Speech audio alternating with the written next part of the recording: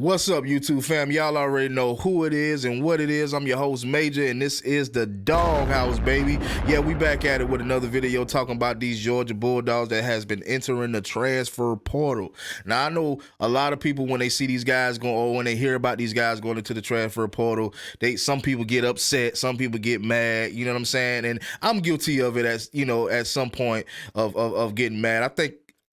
I don't think I really ever get mad, but sometimes I be disappointed. Like, for instance, with Bear Alexander, when he went into the transfer portal the day of the G game, like, I was like blown away. I was like, damn, what happened? You know what I'm saying?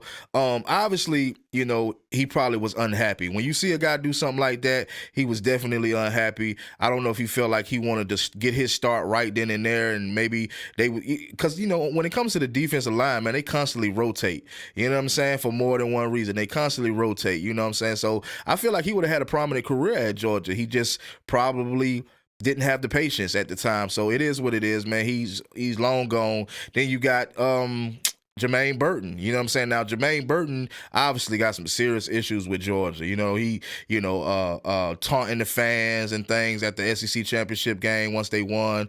He started taunting the fans and things, saying kind of, disrespectful things out to the fan base. And I'm pretty sure they said disrespectful things to him because in a lot of Georgia fans' eyes, Jermaine Burton was a traitor. You know what I'm saying? Especially if you come from playing with Georgia and then you go and transfer to the opposition. Like, you kind of are a traitor. So it is what it is. I'm not really mad about it. I was a little upset with him for doing that, going to the op, but at the same time, man, like I say, man, it's a plethora of reasons why players go into the transfer portal. Hey, you just had Adonis Mitchell that went in because I think he was trying to get closer to the family. So, and that's why he didn't get no flack for leaving. So, it's a plethora of reasons why players go in. You know what I'm saying? And it's all about the standard at Georgia. And that brings me to, like, with Kirby, you know what I'm saying? Like, a lot of times when Kirby speak at these press conferences, he always speak about, we're not focused on last year, or we're not focused on the season before, or we're not focused on, the two natties back to back or whatever. And even spill over to the players. When you hear the players speak at when they interview the players and the players started speaking, and you hear them say the same type of things, like use the same quotes and stuff about we're not focus on, the team ahead of us or the team that came before us. We're a different team. And I get that. I get y'all want to stay positive, and I get you don't want to, you don't want to put pressure on certain kids, but at the end of the day, when it comes to Kirby, I feel what he be saying, but Kirby knows, like everybody knows, college football is a business. You know what I'm saying? Kirby gets millions of dollars a year. So at the end of the day, you can say that it's not about living to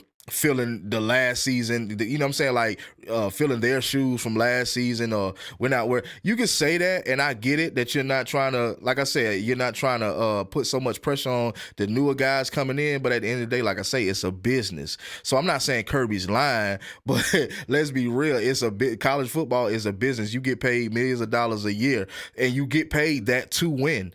And another thing, a team that has been to the SEC championship since 2017, every year since 2017, won 2 nationals back to back. You know what I'm saying? Went 15-0 last season, went undefeated in the regular season this season. Like, you created this standard. You got to live up to it. You know what I'm saying? So I truly do believe that when Kirby says that, he truly do believe, like, okay, we still got to live up to our standard. And that brings me back to the players. You know what I'm saying?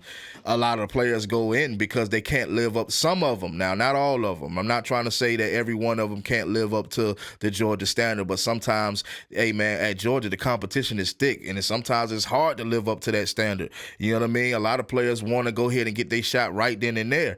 You know what I mean? But it's like I say, it's definitely kind of hard at Georgia when you got 5-star guys and just talented guys, period, that's coming in. You're not always going to be the best guy out there. You might have been the best guy in your state or the best guy on your team in high school, but once you get to college, man, that's the next level.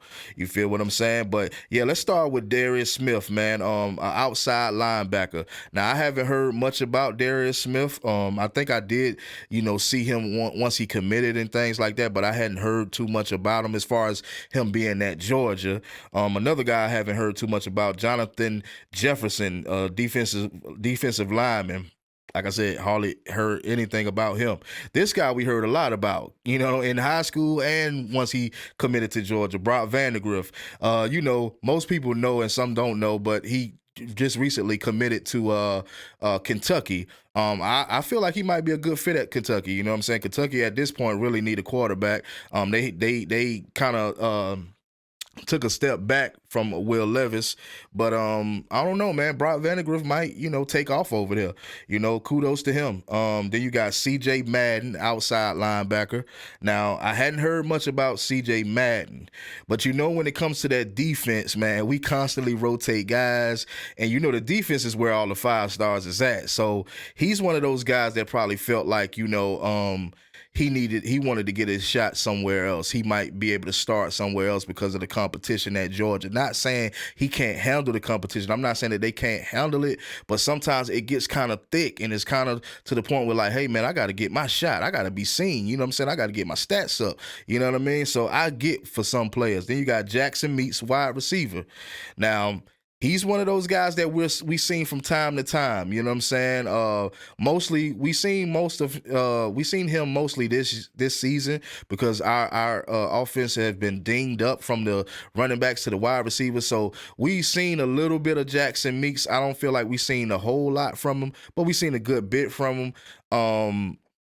He's an okay wide receiver. Maybe he'll go hard somewhere else, but that wide receiver core that we have, man, it's pretty deep too. Even though none of those guys are 5-star guys, it's pretty deep. You know what I mean? So I can understand none of these guys have committed anywhere else except for Brock Vandagriff. But then you got Austin Plasky, I think his name is, offensive lineman.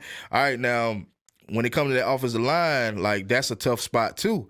You know what I'm saying? Because you got to protect that quarterback. And if you can't help protect that quarterback, then you're going to easily get replaced. You're going to easily get your job took. I'm not saying that Austin Pulaski had an actual job. I'm just saying it's hard on that offensive line too because you have to protect the quarterback. So, he may have not have been getting the time that he wanted either. So that's probably why he decided to go ahead on and, go into the transfer portal. Then you got Jared Zirkle, the kicker.